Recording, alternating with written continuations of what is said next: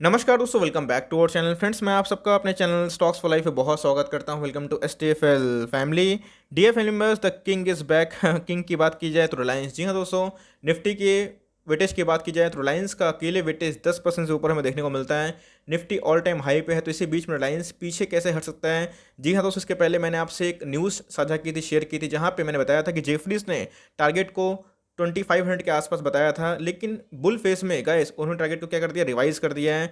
और अगर मार्केट में बुल फेस रहा तो रिलायंस दोस्तों आने वाले एक साल में टारगेट बहुत ही अब दिखाई पड़ रहा है। और मैं बोलूँगा कि जो करंट मार्केट प्राइस है उससे भी काफ़ी अब दिखाई पड़ रहा है। रिलायंस के भाव की बात की जाए 2400 के आसपास इनके ऑल टाइम हाई देखने को मिलते हैं उसी के बीच में। लेकिन अभी की बात की जाए तो रिलायंस का दोस्तों अब जो सपोर्ट निकल के आ रहा है 2000 के ऊपर। इसके पहले रिलायंस ने एक लंबा खासा कॉन्सोलेशन दिखाया, लेकिन उसके बाद दोस्तों रिलायंस ने एक रिकवरी भी की है। और बिना रिलायंस की रिकवरी का, बिना बैंकों की रिकवरी का निफ्टी में तेजी नहीं आ सकती। इस बात को आप ध्यान रखिएगा, बिकॉज ये सब हेवी वेट होते हैं। तो इसी बीच में दोस्तों न्यूज़ क्या है और रिलायंस में तेजी क्यों देखने को मिल रही है, ईटी का आर्टिकल है, बहुत कुछ सीखने को मिलेगा, बहुत कुछ जानने को मिलेगा। चैनल फर्स्ट टाइम होंगे सब्सक्राइब कर सकते हैं इस तरह क्वालिटी कंटेंट को सबसे पहले एक्सेस करने के लिए। Now without delaying for time, let's begin.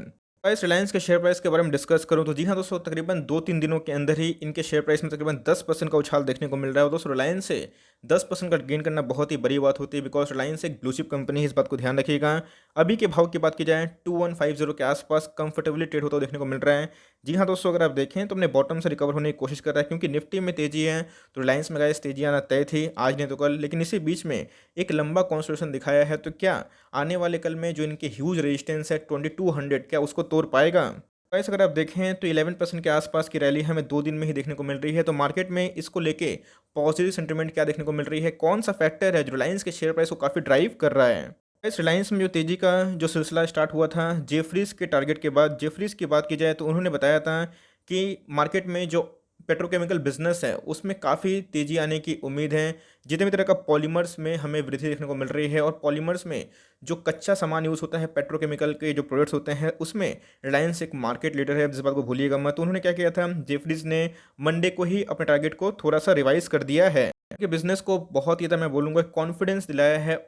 Oil to telecom की बात की जाए बहुमत में रिलायंस एज अ बिजनेस बहुत बड़ी कंपनी है। और दोस्तों मैं बार बार बताता हूँ, मैंने रिलायंस को बहुत बार कवर भी किया था, लेकिन उस समय रिलायंस में उतना हलचल नहीं था। लेकिन इसी बीच में न्यूज़ का इंपैक्ट दोस्तों लॉन्ग टर्म में ज़रूर होता है। शॉर्ट टर्म में थोड़ा सा आपको पेन देगा, लेकिन लॉन्ग टर्म में गेन ज़रूर देगा।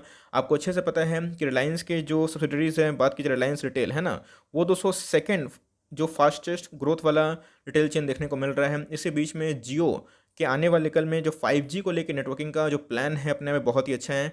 और भाई, और इंटरनेशनल मार्केट की बात की जाए तो क्रूड ऑयल में तेजी आ गई है। तो बहुत लोग ये अनुमान भी लगा रहे हैं कि जो एरेमको की डील है इस साल नहीं भी होती है तो आने वाले फाइनेंशियल ईयर में आपको ज़रूर देखने को मिलेगी। और जिस हिसाब से रिलायंस में पेट्रोकेमिकल का जो डिमांड हो चुका है पॉलीमर के राइस की वजह से, वहाँ पर दोस्तों रिलायंस इंडस्ट्रीज काफ़ी अच्छा कर सकती है, इनके मार्जिन काफ़ी बढ़ते हुए दिखाई पड़ सकते हैं।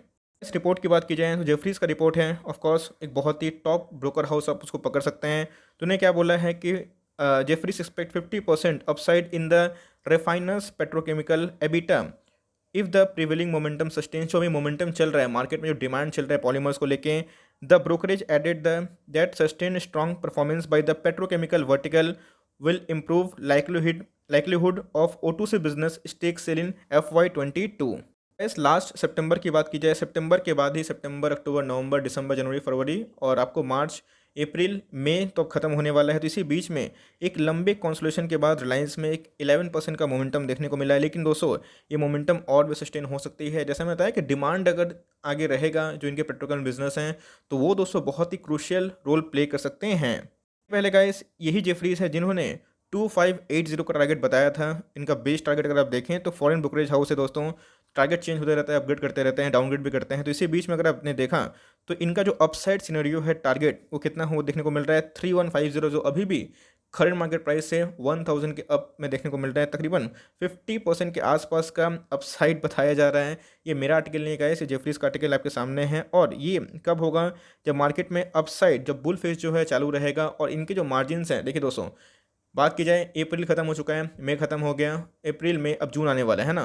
जुलाई से ही आपको फिर से जो Q1 के नंबर्स है वो देखने की उम्मीद देखने को मिलेगी। तो उसी में ही समझ में आ जाएगा कि इनके मार्जिन्स क्या इंप्रूव हो रहे हैं। ये तो बात सच है कि जब कोरोना पैंडेमिक आया था तो इसमें इनके बहुत सारे इन्वेस्टर्स का निवेश देखने को मिला था। बात की जाए फेसबुक, माइक्रोसॉफ्ट, गूगल, जितनी बड़ी-बड़ी कंपनी हैं, उन्होंने या तो रिलायंस रिटेल में निवेश किया था या फिर रिलायंस जियो में। तो इसी बीच में उधर पे दोस्तों एक बबल था, क्योंकि फंडामेंटल की वजह से अगर आप देखें तो रिलायंस का शेयर प्राइस काफ़ी अपसर्ज नहीं होना चाहिए था।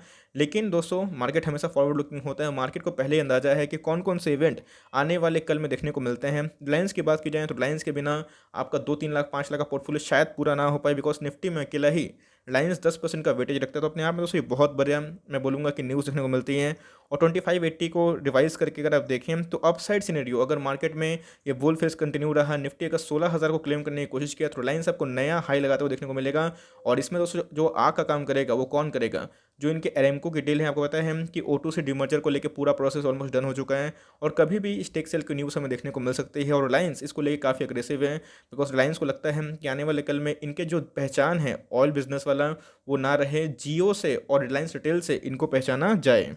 तो मार्केट के अलग जो वेटरन हैं, जो बहुत ही बुलिश देखने को मिल रहा है, अगर आप देखें जो मार्केट के और भी एक्सपर्ट्स हमें देखने को मिलते हैं, तो आप देख सकते हैं कि other market veterans to have expressed their bullish views on the largest domestic company by market capitalisation in an interview of to ET now.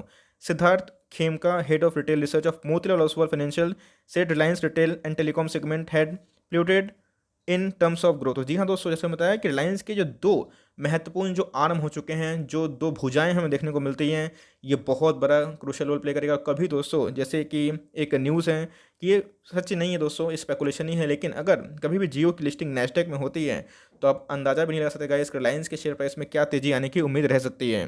दूसरे की बात की जाए रिलायंस रिटेल, इसके पहले गाइस हमने रिलायंस में एक स्विंग ट्रेड कॉल दिया था, टारगेट हिट होते हुए देखने को मिल रहा है, लेकिन इसी बीच में रिलायंस में क्या अभी भी मोमेंटम बाकी है, क्या होगा बेस्ट बाइंग प्राइस, वो भी एक बार डिस्कस कर लेते हैं।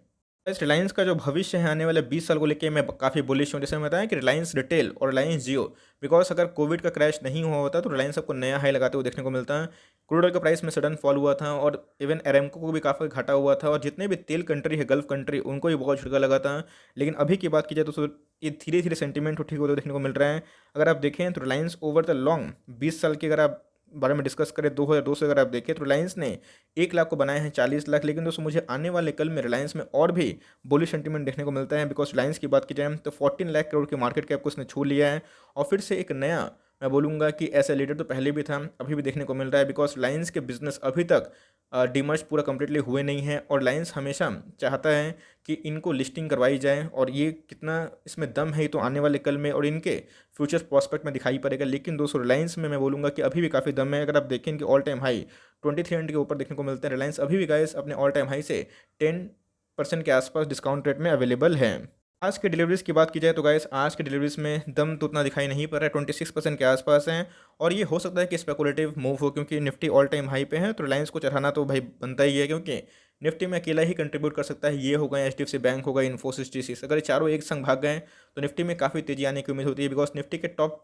5 कंपनी ही अच्छा खासा वेटेज रखते हैं। तो मेरे हिसाब से दोस्तों लॉन्ग टर्म पोर्टफोलियो में अगर आप इसको लेके रखे हैं तो होल्ड एंड कंटिन्यू करें। जो शॉर्ट टर्म वाले हैं जिन्होंने लिया था, जिनका प्रॉफिट 10-15% 20% हो गया, तो आप अपने अकॉर्डिंग प्रॉफिट बुक कर सकते हैं। लेकिन लॉन्ग टर्म में दोस्तों ये आपके पोर्टफोलियो का स्टॉक ज़रूर बन सकता है, बिकॉज रिलायंस को लेकर मैं पहले से बुलिश हूँ काफ़ी। और रिलायंस को दोस्तों बीच में ये स्टॉक 1800 के आसपास था, मैक्वाइरीज ने अभी भी टारगेट को 1250 किया है। आई डोंट नो कि क्यों ऐसा बोल रहे हैं, बिकॉज रिलायंस में काफ़ी मैं बोलूँगा पोटेंशियल है, बड़े बड़े निवेशकों का इसमें स्टेक भी देखने को मिलता है। तो मेरे हिसाब से रिलायंस दोस्तों एक 14 लाख करोड़ के आसपास की मार्केट कैप है। अगर आप अभी भी निवेश करना चाहते हैं तो गाइस रिलायंस अभी भी आपको डिस्काउंटेड रेट में अवेलेबल है। सितंबर की बात की जाए तो इसने अपने नया हाई लगाया था 2369 के आसपास, तो उस रेट से अगर आप देखें आज के प्राइस से तो दोस्तों आपको देखने को मिलेगा तकरीबन 200 रुपये डिस्काउंट में भी अवेलेबल है। तो मेरे हिसाब से अगर आप रिलायंस को फॉर लॉन्ग टर्म होल्ड करने का सोचते हैं, 100-200 रुपये मैटर नहीं करता है, अपने ऐसा भी प्लान कर सकते हैं और कभी भी फिर से ये 2000 के नीचे आराम से जा सकता है अगर मार्केट में प्रॉफिट बुकिंग देखने को मिली। तो मेरे हिसाब से जो पहले एक रेजिस्टेंस था 2000 के आसपास, अब हो सकता है कि 2000 के लगभग पे सपोर्ट हो जाए। तो अगर आपको वेट करना है तो वेट कर सकते हैं 2000 के आसपास, 2050 के आसपास